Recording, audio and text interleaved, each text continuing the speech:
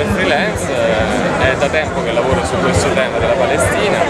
Giusto l'altro anno sono stato a ridosso dell'attacco a Gaza più confuso, sono stato a fare un reportage di un'ora che è andato sulla RAI, sulla terza rete nazionale, e quindi, come si dice in gergo, per stare sul pezzo, per rimanere sulla storia, ho colto l'occasione della filofottiglia per andare a verificare di persona cosa succedeva, cosa fosse veramente caricato, quindi ho controllato, ho fatto le riprese durante il carico dei cargo e ho seguito tutta la vicenda fino al suo epilogo tragico e importante.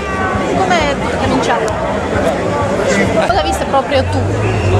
Quindi io non ero sul Marbi Marmara, quindi noi eravamo sulla Sfendoni, detta 8000, che era una nave dove una imbarcazione che ospitava 46 persone che hanno deciso di opporre resistenza passiva, quindi non violenta, a un eventuale attacco. Erano stati fatti da parte degli attivisti delle prove, no? Nel giorno precedente, nella serata precedente, proprio per riuscire a in qualche modo rallentare l'accesso dei militari alla cabina di comando, alla wheel room, no?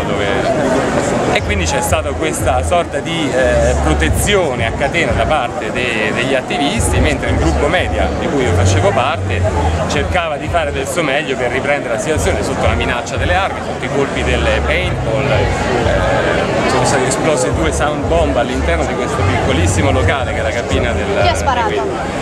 Indovinate, hanno sparato il comando degli israeliani, però nella nostra nave non sono stati esplosi colpi di arma da fuoco, ma solamente delle paintball con l'aria compressa, delle sound bomb e 2 colpi di taser, la pistola elettrica, perché hanno tramortito un attivista americano della California e un attivista inglese. Allora, cosa stava facendo tu?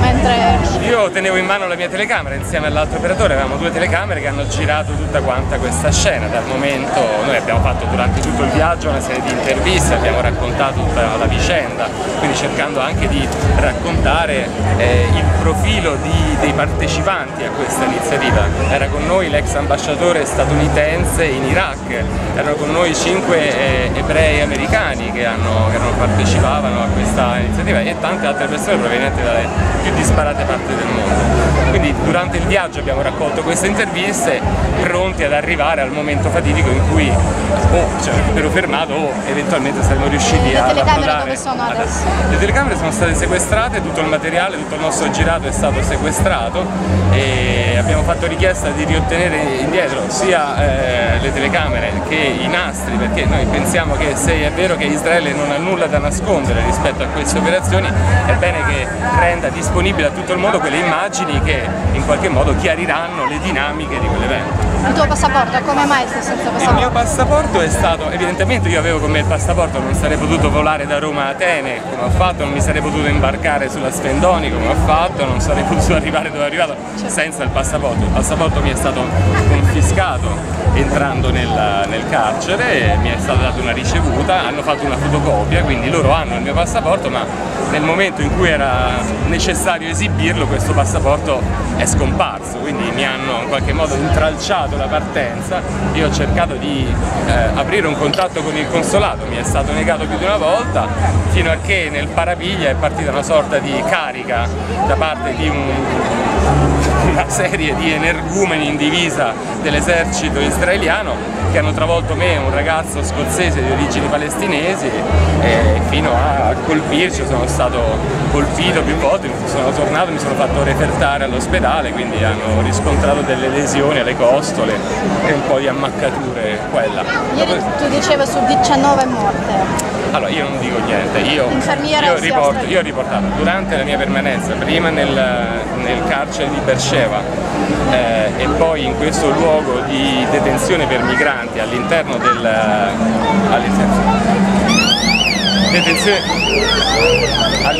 dell'aeroporto Ben Gurion, sono riuscito a raccogliere una serie di testimonianze da parte di coloro che erano presenti sulla nave turca Mavi Marmara.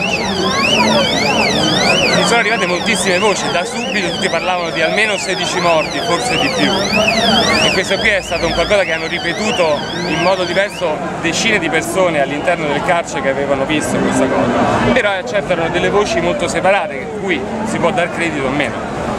L'aspetto che mi ha convinto di più e per cui ho deciso di diffondere questa notizia, sempre attribuendola a Jerry Camper, questa infermiera australiana che ho incontrato, come dicevo, nel centro di detenzione per i migranti, che lavorava all'interno dell'infermeria. Lei è una nurse, lavorava nell'infermeria del Mavi Marmara, e lei, quindi le sue parole sono di aver contato più di 19 morti, di aver visto che alcuni cadaveri e persone vive erano state buttate in mare e tutta una serie di altri dettagli che adesso stiamo verificando ulteriormente. Però questa voce non è l'unica, sono parecchie le voci che dicono questo, io non l'ho visto, quindi non posso darlo per scontato. Riporto quella testimonianza che mi è sembrata assai attendibile di una persona che ha lavorato in questo posto per tutte queste ore durante l'attacco.